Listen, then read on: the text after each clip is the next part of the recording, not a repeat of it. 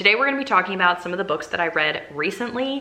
I just don't read enough to have like a monthly wrap up anymore, but I still would love to talk books with you guys, especially since I've read a couple good books recently. And so my friend Lena had given me the idea to just make a wrap up or what I've read recently, you know, whenever I have like a handful of books to talk about. So that's what we're doing today. I think I have the last few months a handful of books. So we're going to go ahead and get into it, and hopefully I remember at least some of the details to kind of tell you guys like why I liked a book or why I didn't like a book. And then here at the end, I might go over just a couple books that I would like to read by the end of the year. No promises though, because I'm really bad at reading, okay? We're gonna actually go all the way back in July because I'm basing this off of my currently reading list on Goodreads. And so these are like books that I haven't gone and like written my review and, you know, told you all about them. So I read This Could Be Us by Kennedy Ryan. This is the second book in, I forget what the series is called, like Skylight or something like that. I rated the first book a couple years ago 4 stars, and I also rated this book 4 stars. So I do really like this series, and I'm very excited to read the third book. I know it has like an Alzheimer's theme, and that just really pulls at my heartstrings, I feel like, when I read about it in books. So I'm very excited for the third one. This second one focused on Soledad, which was one of the, you know, side characters in the first book. I can't really tell you a ton of details just because it's like a romance and I don't want to give away just too much of what happens in the story, but Soledad's husband is doing some things that are not so great, and this is kind of like a, I don't know if you want to say like divorce story or, you know, just like not a marriage going well, which I really, really loved. And I like reading about like real life issues. And so even though this is romance focused, like obviously Soledad is going to find like someone else to be, you know, interested in, it still talks a lot about like the hard topics of a marriage failing, going through all of those issues, how it affects like the children in the marriage, and just all around a bunch of things. So I actually really liked it. It did feel like it had like a little bit of like mystery, like suspense element to it. So I gave it 4 stars. Next up, we had This Is a Safe Space by Lucinda Berry. This is a really short audio that I believe was on like, I don't know, Libro FM or something where I got it like for free. And so that's one of the reasons why I listened to it. I mean, I do really like Lucinda Berry. I haven't read a lot of her recent work, but I've liked her in the past. And so when she had, there was another like short story audio that she had, I think it was on Libro FM. This was months ago that I also enjoyed. I believe I was giving this one like 3 or 3.5 stars. It was kind of like a 4-star when I was listening to it because I actually really enjoy her short audiobooks because it's like to the point, you're very much invested in the story. But this one definitely was easier to figure out like what was happening. So it wasn't like, you know, the wool was pulled over my eyes. So even though it was a very enjoyable listen, I just felt like this has kind of been done before. One of her other ones, I can't remember like what it was called, but one of her other short stories that came out recently, that one I thought was done a little bit better. It was more so like a shortened version of Saving Noah. And so I think I gave that one 4 stars. Yeah, I mean, I enjoyed this. I had a good time listening to it. It's not like you're wasting a bunch of your time, even to have like, you know, a 3.5 book at the end. So I did really like that. All right, next up is Strange Sally Diamond. This is actually a buddy read that I did with some of my patrons. Wow, it definitely got a lot of different like types of reviews from a lot of us. So I didn't love this book. I think I was like ending it on like 2 or 3 stars. It wasn't something that I would like recommend to anybody. There were just a lot of different stories going on, and so it felt like what we started the story out isn't necessarily what like it was about. It felt like there were just 2 different things going on. But a lot of my patrons gave it like 1 star. They actually really disliked it. I didn't hate it that much, but it was just kind of like a strange book. It was really dark, which I know some people like didn't like, but I don't mind dark books. Liked like the dark stories, like I like thrillers like that, but it just didn't seem to wrap up all together. And so like I said, it felt very disconjointed. You know, we have Sally and people aren't really treating her that great. And then we have like other murderers and characters, and then just the ending, it all just did not go together very well. All right, then I read The Block Party.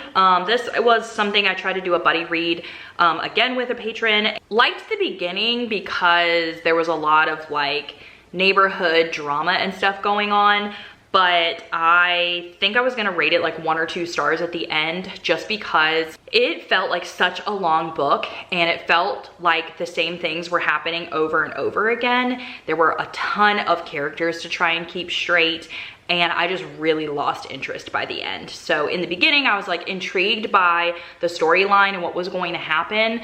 But then it was like, it gets to a point where you're like halfway, where you're like, okay, I really wanna like start finding out things.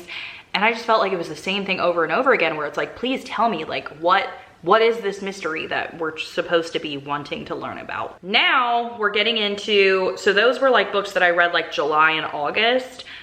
Here in September, even though it's November, like I feel like it's like, oh yeah, like yesterday in September. But here in September, I read Semi-Well Adjusted Despite Literally Everything, which is a memoir by Alison Stoner. Oh my gosh. I loved this book. I literally gave it 5 stars. It was so incredibly good. I wasn't someone that really grew up with like TV and stuff, but I did know about Alison Stoner from when I watched like the Step Up movies.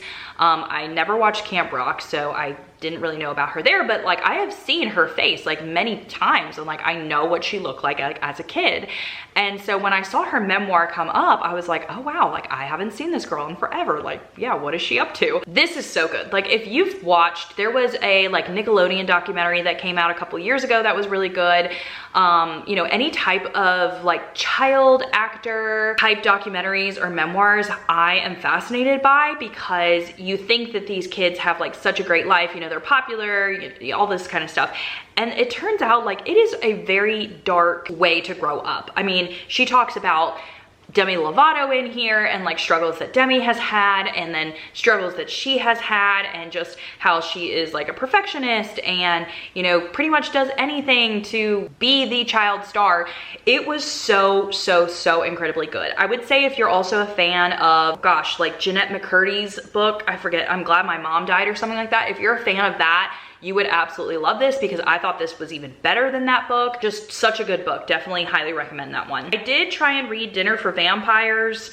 I was not interested. I ended up like DNFing that one, so that was something I didn't really care about. Then I read Margot's Got Money Troubles by Ruthie Thorpe, and that one was just okay. I feel like I haven't even thought about like the star rating. It was just one of those books where I was like, I was listening to it and I was like, yeah, this is just so mediocre to me. This is about Margot, who gets pregnant from her teacher. I think it's like her college teacher, so it's not like she's like super young, but she decides to keep the baby, and it goes into her money troubles and things that she does in order to make money. And so there is tons of talk about like OnlyFans and stuff, because like that is like her line of work. It just felt like a ton of quirky characters put together in a book in order to make these people look normal, or like to make weirdness a normalcy. Is that how you say that? I don't even know. But I am not a fan of quirky characters,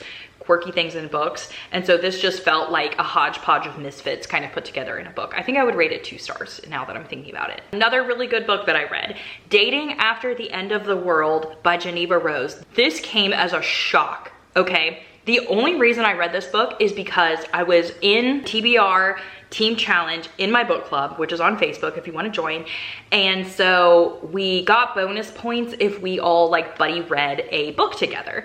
And everyone had like the Amazon Prime first reads of the month. And in September, the Amazon Prime first reads was this Dating at the End of the World, or After the End of the World.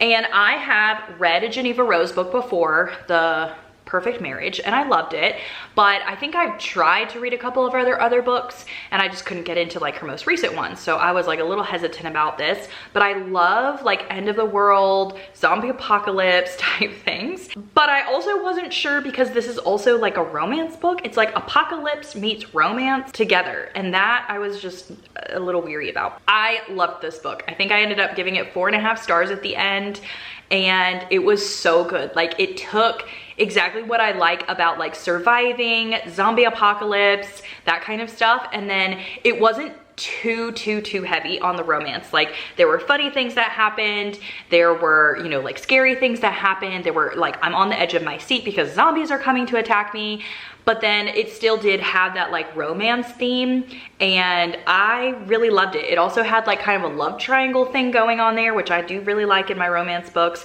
and so highly recommend this. I think the only reason I didn't give it 5 stars is just because like endings being predictable in like romance books, you know, that kind of thing. But I really enjoyed it. That was definitely something that I would not have seen coming, so highly recommend that. Okay, another book I read was my Hygge,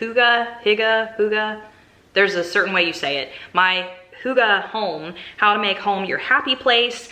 I've tried to read a couple of these books before because like I want more ideas for like making your home cozy and things like that. This just, it just gave me nothing, okay? It literally gave me nothing. So I'd probably rate it 2 stars because it felt like a waste of my time. I also read The Pumpkin Spice Cafe. That's actually something I read here in October because I was really busy. Well, I guess I started it technically in October, but October was a really busy month for me for like my bakery and festivals and stuff. So I did not get a chance to read a ton of books. Also, Taylor Swift's new album came out, which I've been loving. And so on my bake days, like a lot of times when I wake up at 4 a.m. to bake on a Friday, I will like listen to an audiobook because that's like the only peace and quiet I get during during the day, because I'm a 2-year-old who loves to talk. She is such a big talker. But because Taylor Swift's new album came out, I've been specifically like just listening to her album like while I'm baking, because it's, again, it's just, I love it so good. I did eventually start The Pumpkin Spice Cafe by Lori Gilmore, and I am going to give it 3 stars. It's not like something that is just like amazing, but also it was just a really cute romance. Like if you like Gilmore Girls and you just want an easy listening, but like, you know, it fits the vibe. Like it's fall, and this is a pumpkin spice cafe, and they're having like a little fall festival. And also like, obviously I'm a baker, so I really enjoy like coffee shop bakery type things. Yes, it was like the exact same premise that's in like every romance of all time, but it's also like pretty short. I think it was a pretty short audiobook, and it was just like good. Like I wouldn't say it's amazing, but also like I didn't hate it. Like I actually enjoyed listening to it. So I'm gonna give it a 3, and I actually want to listen to the other ones that are in the series, because like I figured with it being Christmas time coming up, like I think there's a gingerbread one, and that sounds amazing to, you know, listen to a little gingerbread bakery or whatever it's called. There is another book, I don't think I have it on here, but I did start listening or reading it on my Kindle. It's called How to Winter Harness Your Mindset to Thrive on Cold, Dark, or Difficult Days. This I am currently reading on Kindle. Again, because like it's becoming winter time. I love kind of the aspect of like creating cozy and relaxing and doing all that kind of stuff. And so far, I don't know how far I am in this book, but so far, I love that she actually gives kind of things for you to do, like talks a lot about like cozy ways, you know, to embrace it getting dark earlier. The problem is, and I'm not finished with this book, so this is not like my full review. This is just my thoughts reading it right now. But the problem is like, I have a 2-year-old. Okay, those of you who have kids, you probably know. Sure, it gets dark at 5 o'clock now. And in this book, like she's kind of like, oh yeah, like embrace it. Like, you know, light the candles, read a book, put on your pajamas. That's great. I would love to do that, literally, like make a pot of tea. But with a 2-year-old, yeah, I'm not relaxing on the couch reading my book. That is not happening, okay? And so for me, I kind of, I guess, wanted ideas of like how to embrace winter with kids, if that makes any sense. Because like, I'm not a huge outdoor person, but I do know that like in this book, she even says, yes, you want to stay in and be cozy, but you also need to embrace winter for how it is and like bundle up and get outside, because you will feel better doing that also. I mean, I guess I can just do that. I was hoping for a little bit more practical tips for like if you have kids, because like obviously, yes, if I was at home by myself, I would love winter. I'd be playing my Steam Deck, I'd be reading books, I'd be making tea, I would be doing all my crafting, but like that's not feasible, you know? And now with a 2-year-old, like they don't go to bed, you know, at like 7 o'clock like a little baby. They go to bed at like 8:15, 8:30. That's a lot of hours of the dark that you have to entertain someone in the house.